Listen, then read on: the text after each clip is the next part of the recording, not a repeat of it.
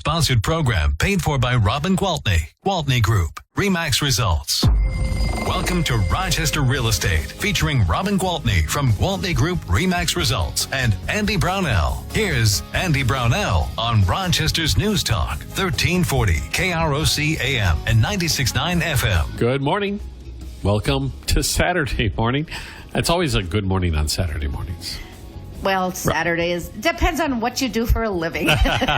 Saturdays tend to be 12-hour hectic days for me, but I love them nonetheless. Okay, it's Robin Gwaltney with Gwaltney Group RE/MAX Results, of course, this morning. And good morning, Robin. Good morning. So the news this week, the headlines this week, dominated by inflation. The worst we've seen since I was a teenager.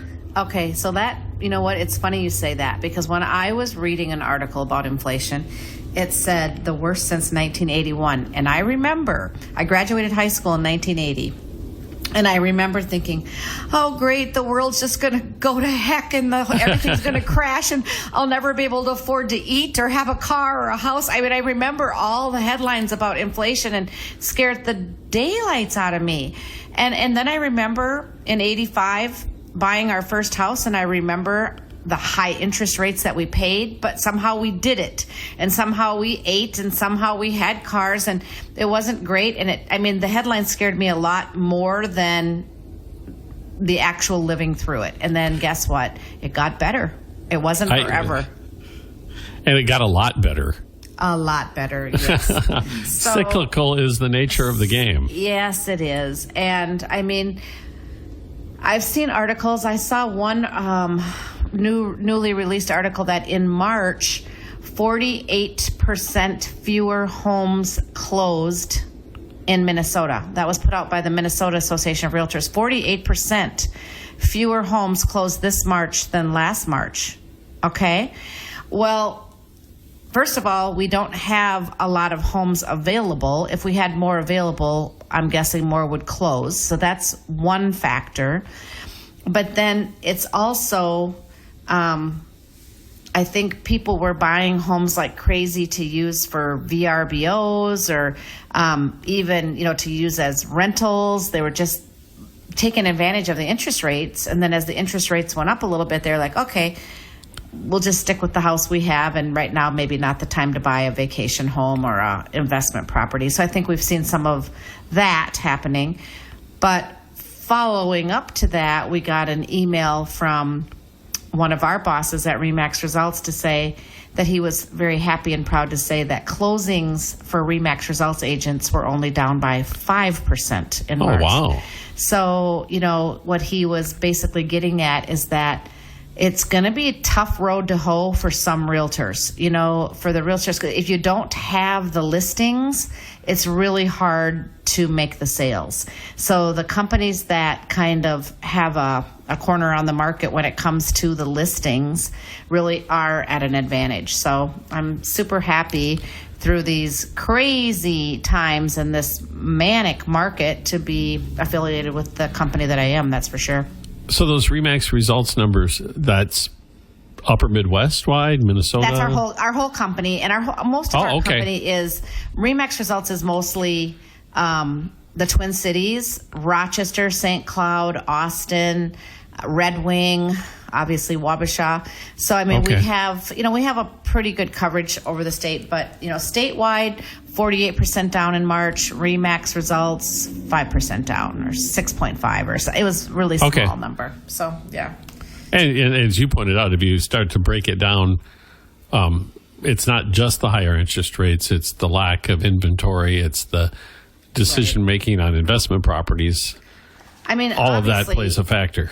Yeah, obviously the biggest obstacle out there right now is just a lack of affordable homes. And we are going to have to see, more affordable homes being built, or more second homes, or even, dream homes, whatever. Because as people move up, then the other houses that they live in become available, right?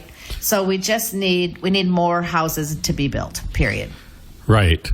And I noticed the trend over the last 20 years of even within the city, the lots getting larger and larger. which is nice to have the larger lot, but it adds significantly to the cost of the project of building the new home. And I happen to be on one of the older lots when quote unquote postage stamp lots were common. Yeah.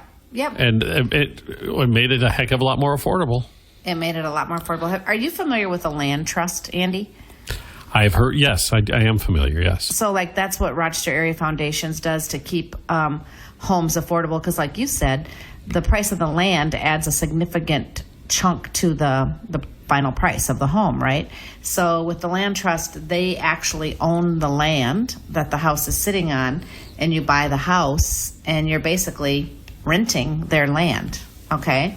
And then there's just, there's different land trusts with different stipulations, but when I speak specifically to the Rochester Area Foundation for First Homes, then when you go to sell it, you have to sell it to someone for the market price, because the whole idea is not to make you rich off the fact that houses just went up.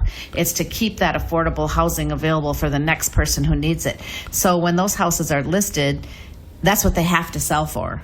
And so if the house for First Homes is listed for $250,000 and somebody really, really wants it, they can come in at $250,000, period. Oh. So that now we continue to keep affordable housing available. So I think we're going to see more of that kind of creative thinking, more not just through Rochester Area Foundation, but other developers and investors will figure out a way to put together neighborhoods where they can keep the costs down and make homes available for families. And if it's through some sort of a land trust or something similar, I think it's going to make sense. I think we're going to have to start thinking outside the box, because if the rates keep going up, which according to everybody, as long as inflation is going up, rates will go up. And it's just kind of the way they, it's to pursue quantitative tightening, right? It's the way they balance things. And so it's just the way it's going to be. And right now, I think they say the rate of inflation in March was 8.5%. And that it's pretty doesn't factor into, it's probably not much. It's probably a bit higher than that in reality, because that doesn't include rents. It doesn't include smaller package sizes that appear in the grocery store, all sorts of different factors. Right. Well, like just the gas. People say, oh, gas is so high and, it's expensive to drive my car. Well, it's also expensive to fly places. It's also expensive for companies to fly parts and pieces and things and, everything. It affects everything. Well, you go back to the early 1980s when we had, if you had a 5% interest rate in 1980, you were throwing a party. Oh, heavens, yes. That was 10 points less than what people were paying. Right, yeah. Ours was literally 14%. But at the same time, if you factor in inflation, the price we were paying at the pump for gasoline was maybe double what we're paying today. And we were driving monster gas guzzlers at the time. Correct. That is, oh my and gosh. Somehow you should have seen my car. My first car was a 1972 Crown Victoria LTD, and we could fit 4 girls across the front seat and 4 across the back seat. And boy, that baby did eat the gas. And a good day, it got 8 miles to the gallon. Oh boy. But somehow we managed to weather that storm too.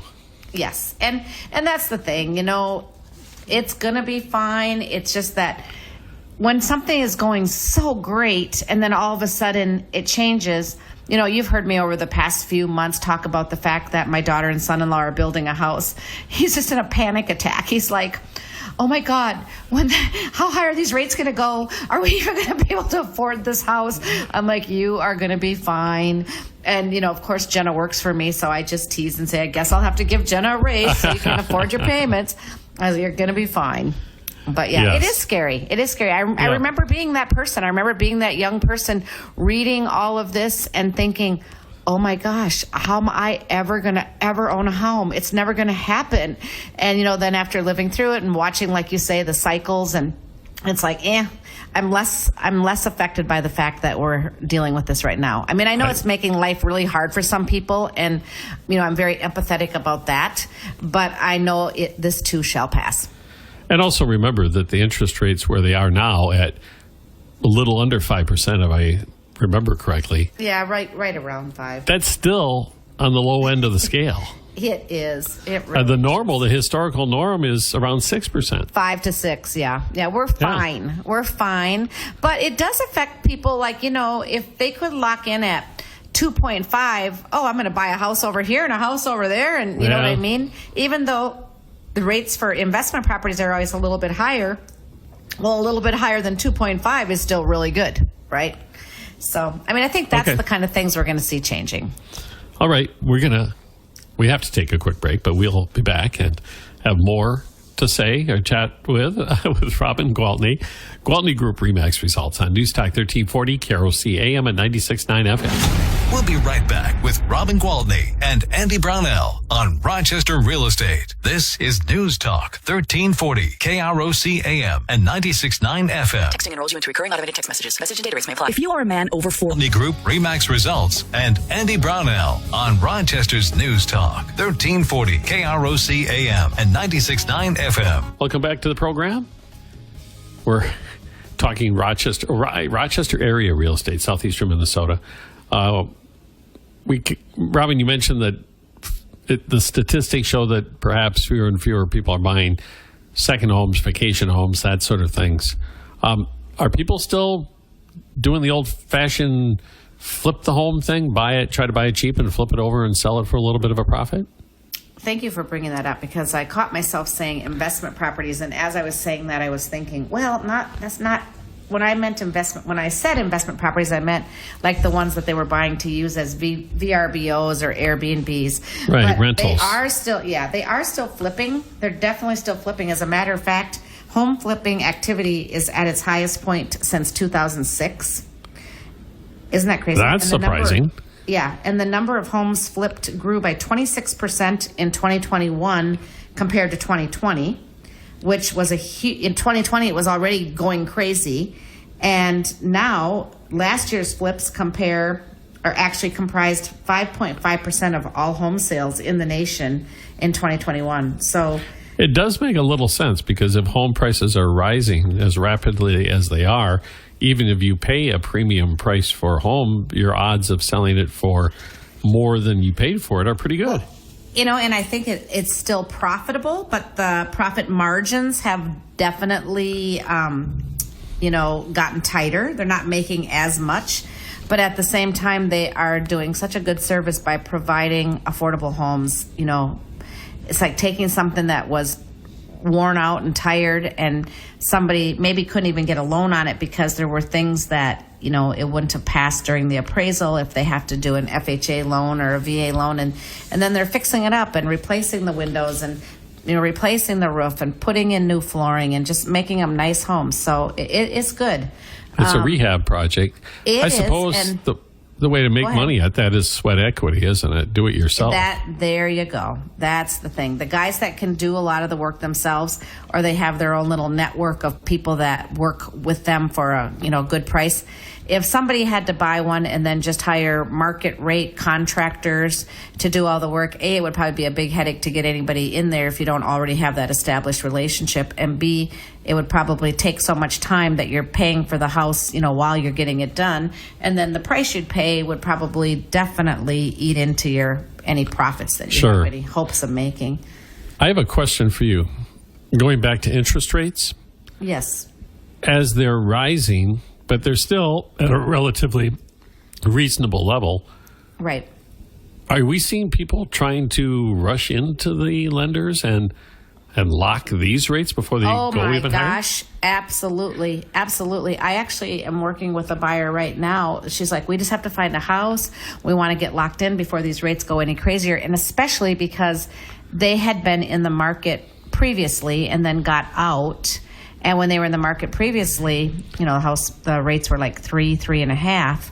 And so then they got out for a while, rented, they're back in the market, and they're like, what? Now, now they're kind of in a panic mode, like, how do we know they won't be 7.5, because they've just seen them go up so fast. So they're ready to buy. They're chomping. And they're not the only ones. There's a lot of people out there that just want to get locked in before they go any further. On a related note, Are we seeing sellers being motivated by the interest rates rising as well? That they're thinking that if I don't get the house on the market now, I may miss out on my chance to sell at these elevated? Yes and no. It just depends on what their plan is, their next step is, right? If their next step is to downsize, they're still pretty motivated.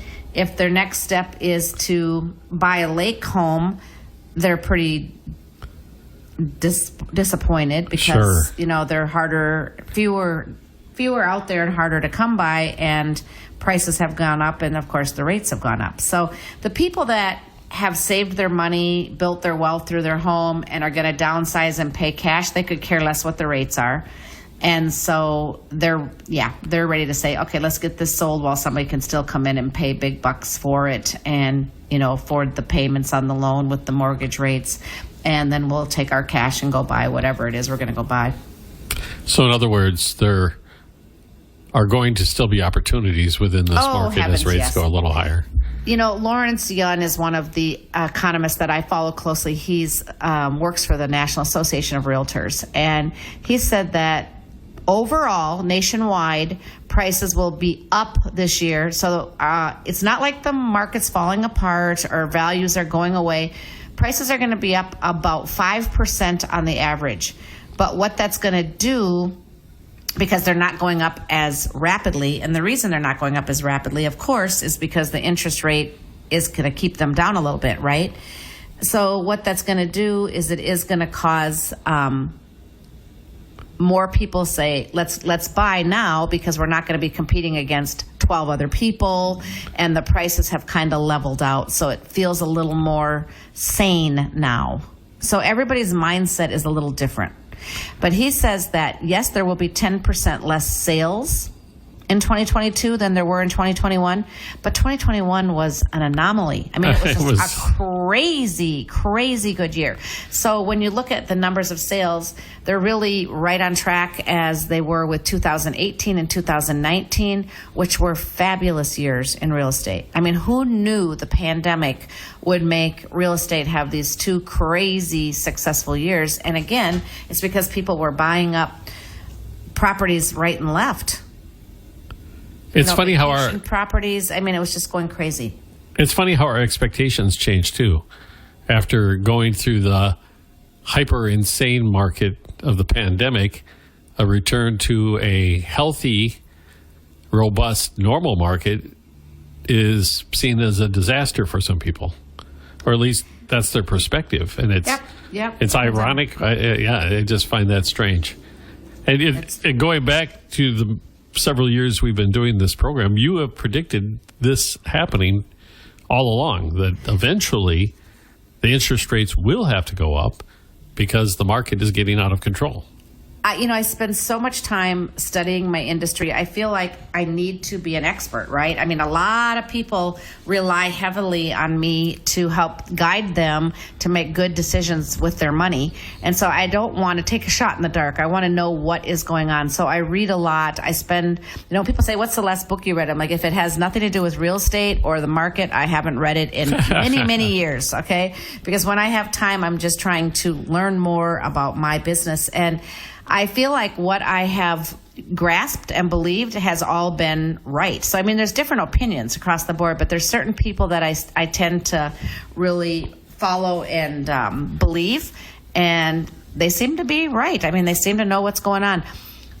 I don't know if you remember this, Andy, but a couple of years ago, I came on the show and I said, oh my gosh, I found this article. I should actually look for it and bring it up one of these weeks. And it was 10 cities where homes would become unaffordable in 2022. I do remember that. Remember that? And do you remember number 8 was Rochester, Minnesota? I do. And yes. When I read that, I was like, what? And here we are. It's 2022, and for many buyers out there, homes are unaffordable. And so it's crazy. But somebody had a crystal ball, that's for sure. Yeah, it's very true. But okay. I do tell people, you got to take a break again. We do. Okay.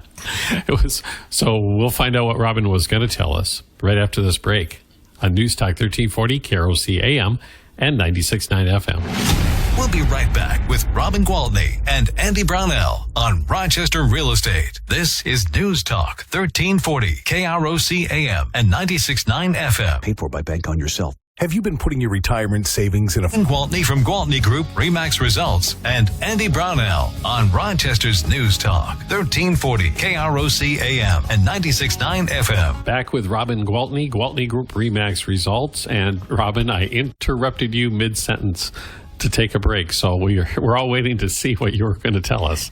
Well, I was saying, I don't want to sound too gloom and doom because A, it's not my nature, and B, I have good friends that sell real estate on the East Coast and the West Coast. And when I talk to them, I think, okay, we don't have it so bad. They're still just, really, really short of inventory. Like they have buyers to come to town and they don't even have options to show them. So they are like, okay, people have had to cancel their flights. They were flying in to look at houses and there are 0 available. Wow. Or, their prices went up 30% last year and those prices haven't gone down. So they're still there. And then with the interest rates coming up a couple of points, it's like, whoa, baby, those are expensive homes. And their prices are much higher than ours. So when people say to me, Robin, you don't really think that housing prices here in Rochester and southern, southeast Minnesota are going to go up anymore, do you? I say, I promise you they are. I promise you they are. It's not whether I think they are, and I promise you the prices are not going to, the bottoms are not falling out, the prices are not going down. We're just going to see what I've been consistently saying, and that is that they're going to go up at a much slower pace. So a 5% price increase year over year sounds a whole lot better than 18% or 23% or 30%, or Austin, Texas was 35%. Some of those price increases were crazy. So if nationwide it kind of slows down to an average of 5%, that's just going to be better. But yeah, I can tell you they will still go up, just not as fast. And the way they rose over the past 2 years, I think it made everybody nervous. Yes. Because it creates this, the other shoe's going to drop. Yes, right? yes. And this is what, just like you said, this is what I have been predicting. I've been saying it's going to have to stabilize. It can't keep going at this crazy rocket pace, right? It has to level out, and that's where we're at now. We're at that level out phase. And we mentioned earlier, the segment of the market that is really hurting is that affordable housing end of it, and the first-time home buyers who are facing steeper hurdles than they have. The wages aren't keeping up with the house prices. That's the problem. Okay. The house prices have just rised a lot faster than people's wages. And I know, I've spoke about this because I have this involvement now in Wabasha with the housing committee, but there's so many jobs that have, not great pay, and it's a small community and it's what they get, but then there's no housing to match the pay. So we've noticed that some of the employers are giving substantial raises just to keep people working there, because with gas prices up, right? If they have to drive from Winona or drive from Red Wing or drive from Plainview and they have to come and work for whatever, $14, $15 an hour, they're probably going to say, the price of gas, I don't know that it makes sense for me to keep this job. Right.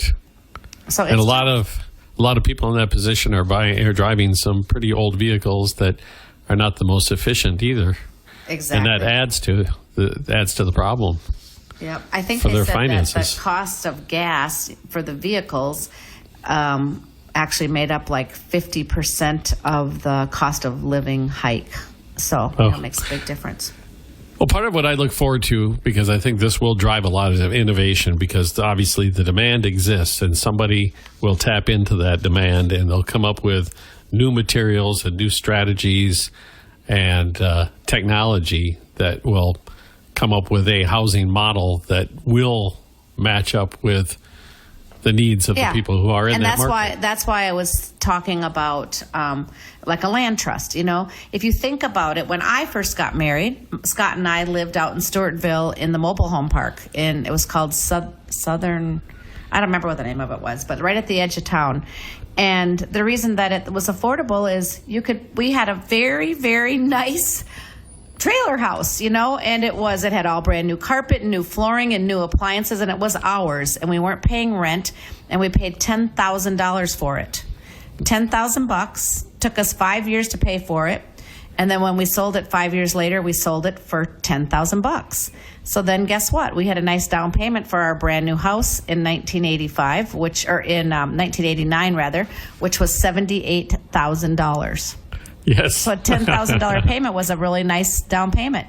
But It was an affordable place to live, right? And a lot of people just starting out back in those days, a lot of young married couples, a lot of our friends lived just in a few trailers down. People make jokes about living in the trailer park or whatever, but it was a very smart way to live affordably. And unfortunately, it sort of changed over the years, and they became, so many of them run down and kind of got a bad rap. But there are still some nice ones. I don't want to call the Gardens a trailer park because it's not. But remember when the Gardens came to town out in Southeast by the movie theater? And they're modular homes that are brought in, and they pay lot rent, I believe. I think it's just very much the same basic idea, and it just makes it more affordable because they don't have to buy the land. And I know the Zumbro Ridge, I think that's what it's called, Zumbro Ridge Estates, the one that's in Northeast along 63. Now that's it's owned by the people who live there. Yes. And so they're reinvesting in the property and trying to make it into a really nice little neighborhood of affordable homes. And that's exactly what you're talking about. We just have to think outside the box, right? And make ways for people to build some equity, have something so that they are not just of course, some people are still going to be renting. Everybody rents at some stage of their life for some period of time. And we have to have good rentals because there's definitely always going to be a need for rentals. But that, like you always say, that dream of home ownership is real. And I think people really cling on to that idea of building that equity, starting to build their wealth, knowing that when they go home, that belongs to them. And I'm telling you, I loved my little $10,000 trailer when that was our home. I was so proud of it. And when I was able to live there for 5 years and get all my money back, I was excited about that. I'm not ashamed to say it. It was a smart way to start and save that money. And then, like I said, invest in a $78,000 home. And then when we sold the $78,000 home, we bought it for $78,000 and sold it for, I think, $178,000 or something like that. So it's the way you build wealth. There's no doubt about it. And if you would like to start building wealth or build more wealth through real estate, I imagine you have a phone number that folks could call to get that rolling, right, Robin? Absolutely. Happy to help. And, anything you want to run by me regarding real estate, please give me a call. My cell phone is 507-259-4926. Well, you have a great Easter weekend. Oh, you too. And we'll talk to you next week, Robin. Thank you so much. Sounds great. Bye-bye. All right. Robin Gwaltney, Gwaltney Group RE/MAX results on News Talk 1340, KROC AM and 96.9 FM. News Talk 1340.